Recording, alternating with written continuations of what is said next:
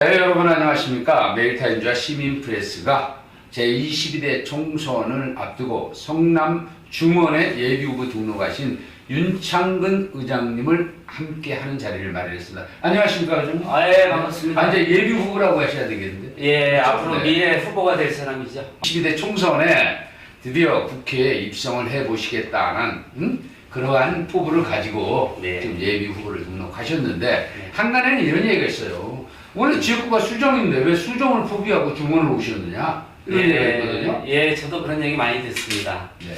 근데 어떤 분들은 서울 살면서 저 제주도 가서 선거 나가는 사람이 있는데요. 사실 저는 51년째 성남에 살고 있고요. 네. 그 다음에 제가 본적지가 상대원 2004번지입니다. 신혼생활을 중앙동에서 했고요. 네.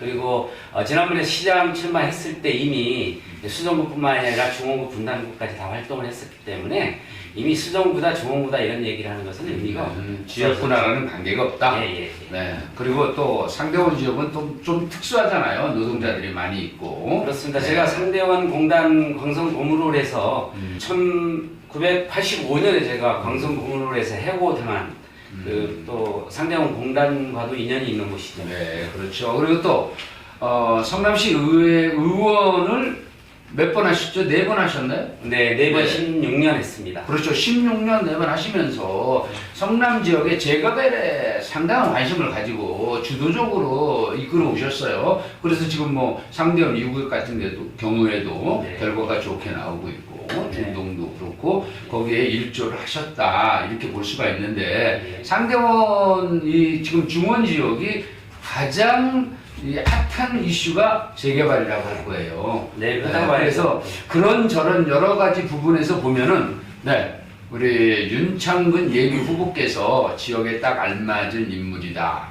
이렇게 지역에서는 일부에서 평가를 하고도 있어요. 예. 그러면 이제 솔직한 그런 그 심정을 들어보는 시간을 좀 마련해야 될 것 같습니다. 성남 중원의 국회의원이 되어야 하는가? 왜 윤창근이어야 되는가? 이 부분에 대해 좀 설명을 좀 해주시죠. 알아야 면장도 한다는 말이 있죠. 성남을 가장 잘 안다고 저는 자부합니다. 16년 동안 의정 생활을 하면서 수정이든 중원이든 재개발과 관련되는 것들을 많이 공부했고 연구했죠. 그리고 실제로 그런 부분들이 진행이 되고 있습니다. 그렇기 때문에 이 알고 행동을 하는 것과 모르고 공부하면서 그걸 하는 것과는 우리 시민들 입장에서는 상당한 차이가 생길 수밖에 없습니다. 그래서 이 재개발, 특히 재개발 문제에 대해서는 오랫동안 시의회에서 연구를 해왔기 때문에 저는 이 중원구 재개발에 대해서 많은 부분을 알고 있다. 그렇기 때문에 이 중원구의 발전을 위해서는 중원구를 잘 알고 있는 사람이 이제 중앙으로 진출을 해서 시민들을 위한 봉사를 해야 되지 않나 이렇게 생각합니다. 자, 그런데 이제 너도 알고 나도 알고 다 아는 사실에 묻지 않고 넘어갈 수 없는 게 있죠. 예. 네, 중원은 이제 윤영찬 현역 의원이 있는 곳이에요. 그렇죠. 그리고 또 이재명 당 대표의 꼬지꼬지라는 얘기가 나올 정도의 또 현근택 씨가 변호사가 또 호시탐탐 노리고 있고 또 풍생 지역의 고등학교인 풍생 출신들이 세 분이 의기투합해서 우리가 해야 되지 않겠느냐 이런 게 하나의 지역 사회를 만들어 가겠다는 그런 분들이 정말 현역 의원이 장장하게 있는데 거기에 도전장을 자꾸 내민단 말이에요. 우리 의장님도 마찬가지인데 왜 바꿔야 되는가? 이 부분을 좀 설명해 주시죠. 중원구는 특히 바뀌어야 될 지역입니다. 왜냐하면 중원구가 수정구, 분당구에 비해서 이 발전이 조금 더딥니다. 그 이유는 저는 이렇게 생각을 합니다. 잘 모르고 시작을 했기 때문에 배우는데 몇 년서 소비를 하게 되죠. 그러니까 일의 추진이 좀 늦다 이렇게 볼 수밖에 없고요. 그래서 잘 아는 사람이 해야 된다 이런 생각이고요. 중앙의 유명세만 가지고 이 지역에 와가지고 만만하니까 국회의원 한번 해봐야 되겠다. 이거 지역 정세에 저는 맞지 않다고 생각을 합니다. 유명세 때문에 여기서 국회의원이 되면 아마 그 유명세 때문에 중앙에서만 놀 가능성이 많고요. 그래서 지금 지역에서 성장하고 정치로 성장한 우리 후보들이 뭐 공교롭게도 풍생 출신 세 분인데 네. 단일화를 해서 이 지역을 잘 알고 있기 때문에 이 지역을 발전시키는데 우리가 의기투합하자 이렇게 단일화를 해서 합의를 한 거죠. 네. 예, 그런 면에서 보면은 일단 정치도 바뀌어야 되고 또 지역도 바뀌어야 되는데 지역을 바꾸는 문제에 있어서는 여러 가지로 지금 재개발 문제도 조금 다른 지역에 비해서 더디고요. 교통이나 철도 교통 문제 이런 부분에 대해서도 다른 지역에 비해서는 좀 낙후되어 있는 상황이죠. 재개발을 하더라도 주변의 기반 시설이 변화되지 않는 그런 모습들 때문에 지역을 잘 아는 사람이 해야 된다. 네. 그래서 바꿔야 된다 이렇게 네. 생각을 합니다. 네, 지금 방금 윤창근 예비후보께서 강조하신 부분을 보면은 이렇습니다. 네, 정치권, 그러니까 국회의원이 돼서 공부하는 건 바람직하지 않다. 예. 준비돼 있어야 된다는 거죠. 예, 지역을 알고, 그래서 바로 국회에 가서 우리 지역민들이 무엇을 원하고 있고, 국민들이 무엇을 원하는지, 네, 준비된 자만이 국회의원이 돼야 된다. 이 말씀이신 거죠? 예, 그럼요. 네. 그럼 뭐, 12년 동안, 아니 16년이죠? 예, 16년 동안 지역에서 충분히 지역 현안에 대해서 알고 계시고, 그래서 또 그거를 이제 중앙무대에 가서 펼쳐보겠다 이런 말씀을 이제 하시고 계세요. 네, 근데 중요한 게 있습니다. 지금 예비 후보시고 예, 이제 중원은 불가피하게 경선을 거쳐야 되잖아요. 예, 그렇습니다. 그러면 경선에서 아주 뭐 물론 지역에서 나름대로 충분히 지지 기반이 있으신 거는 저희가 알고 있습니다. 예. 그럼에도 현역 의원과 들과 같이 경선을 치러야 되는데 그러면 당에서의 어떠한 그런 입김이 있지 않겠느냐 이렇게 봐야 되거든요. 예. 그리고 현역 의원을 이길 수 있는 그런 비책은 있는 것인지 네, 그 부분을 좀 말씀해 주시죠. 예, 우선 현역 의원 문제를 먼저 말씀을 드리면 물론 유영찬 의원께서 지역을 잘 누비고 계십니다. 그러나 충분히 경쟁을 할 수 있는 상대라고 생각하는 것이 정치 활동을 제가 이 지역에서 하는 건 훨씬 많고 또 이 중원 지역을 잘 아는 것도 좀 부족하지 않다고 생각하기 때문에 저는 경쟁 관계 충분히 될 수 있다고 보고요. 지금 이제 유영찬 의원 같은 경우 신당 이낙연 대표께서 창당한다고 하지 않습니까? 그러면 이낙연 대표와 함께 움직이시는 분이라 이제 그분이 신당으로 갈 가능성도 있지 않습니까? 그러나 저는 이낙연 대표가 이 민주당 출신의 국무총리까지 하신 분인데 저는 신당을 창당하는 것 자체가 저는 말이 안 된다. 절대 저는 반대한다 이런 생각을 가지고 있고요.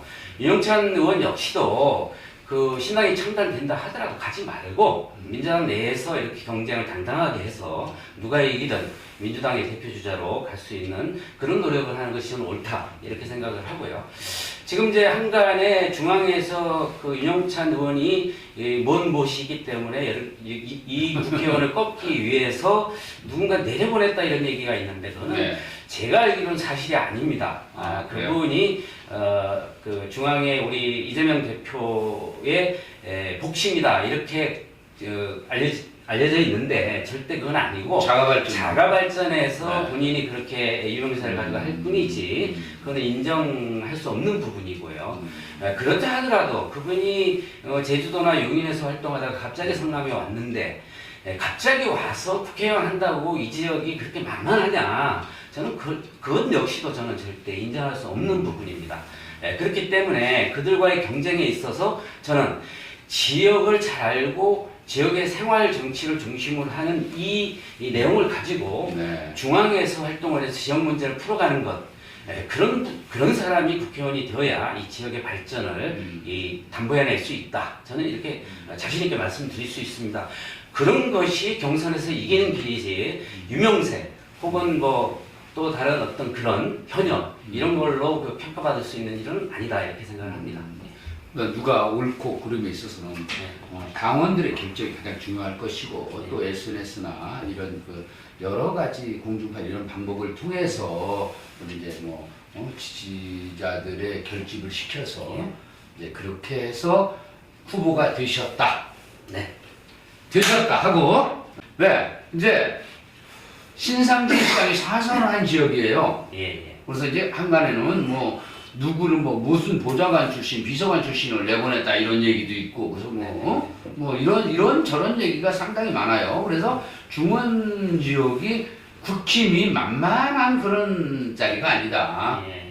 그래서 본선 경쟁에서도 충분히 가능성이 있는 후보가 돼야 된다. 저희들은 그렇게 생각하고 있어요. 예. 지역 언론들은. 네. 그랬을 때 내가 다른 후보보다도 가장 적합하고 또 경쟁력이 있을 것이다. 그래서 22대 국회에 자, 뒤로 보이는 거죠. 네. 여기를 걸어서 들어가시려면은 어떻게 해서 난 들어갈 것이다. 이런 걸 좀 플랜을 좀 제시해 주시죠. 우선 그 조금 전에 신상진 우리 시장님 국회의원 4번 하셨다고 말씀 주셨는데 뭐 보궐로 많이 됐죠. 네네. 근데 그 보궐이 거의 이 민주당의 분열 내지는 뭐 진보당의 표를 일부 가져가는 문제 때문에 사실상은 좀 어부지리로 이 보궐도 되는 경우가 많고요. 또 우리 신상진 시장께서 중원구에서 뭐 이 조그만 모임들 열심히 다니고 뭐 이런 거 스킨십은 열심히 했다는 이야기는 인정을 하는데 문제는 중원구 발전이 왜 그럼 다른 지역에 비해서 더디게 됐느냐라고 하는 문제에 있어서 국회의원의 역할이 동네 친목회 쫓아다니는 것이 역할이냐 아니면 실제로 우리 중원 지역의 문제를 해결하는 것을 잘하는 사람이 국회의원이냐라고 볼 때 저는 신상진 과거 국회의원 시절에 그리 썩 일을 잘했다 이렇게 저는 생각하지 않고요. 지금 그렇게 하다가 시장 됐는데 시작을 하면서 역시 엉뚱한 일을 많이 벌리고 있지 않습니까? 최근에 시의료원에 그 중증 정신질환의 범죄자들을 그 입원실을 만든다고 하는데 그거 정말 우리 그 원도심 우리 시민들을 매우 무시하는 일이거든요. 그런 걸로 볼 때 저는 신상진 시장하고 저하고 대비해도 저는 성남 시장을 같이 논한다 하더라도 저는 충분히 신상진 시장보다 우위에 있을 수 있다. 저는 이렇게 생각을 하고요. 네. 그렇기 때문에 제가 생각하는 중원구는 자 이제 재개발 혹은 도시 환경을 바꾸면서 신도시로 가고 있는데 실질적인 신도시가 되도록 만들어내는 것이 필요하지 않습니까? 네. 근데 그런 부분에 있어서 저는 충분히 준비했다. 예, 그래서 그걸 실현해내겠다 이렇게 생각을 합니다. 네. 뭐 지금까지 한 10여 년 동안 윤창근 성남 중원 예비 후보자 같이 하는 시간을 마련해서 또 그에 대한 얘기들을 들어봤습니다. 우리 성남 중원 지역의 유권자들이 그리고 또 지지자들이 결집해서 국회에 갈 수 있을 때까지 화이팅 하시기 바라고요. 예. 네. 그리고 남아 있는 기간에 성남 시민들을 위해서 또 분당의 지역 주민들을 위해서 어떤 봉사를 더 하실 것인가 깊이 고민하는 시간을 좀 가져보시고 예. 네, 그래서 4월 10일 예. 웃는 얼굴로 네, 우리 윤창근 예비 후보께서 네, 깃발을 들고 뒤에 보이는 국회로 입성하시기를 기원하겠습니다. 예. 네, 오늘 출연해 주셔서 감사하고요. 예. 그리고 또 본 후보가 되시고 이런 기회가 되시면 양자 토론도 하시면서 저희와 또 만날 기회가 있을 것입니다. 자, 파이팅 하시기 바랍니다. 감사합니다. 예, 파이팅! 예, 고맙습니다. 우리 메일타임즈 시민 프레스 우리 시청자 여러분, 우리 시민의 목소리를 잘 듣겠습니다. 그리고 실천하는 행동으로 보여드리겠습니다. 그리고 우리 시민들이 정말 이 정치 효능감을 느낄 수 있도록 그렇게 성실하고 청렴하게 잘 준비해서 국회에 입성 반드시 하겠습니다. 고맙습니다.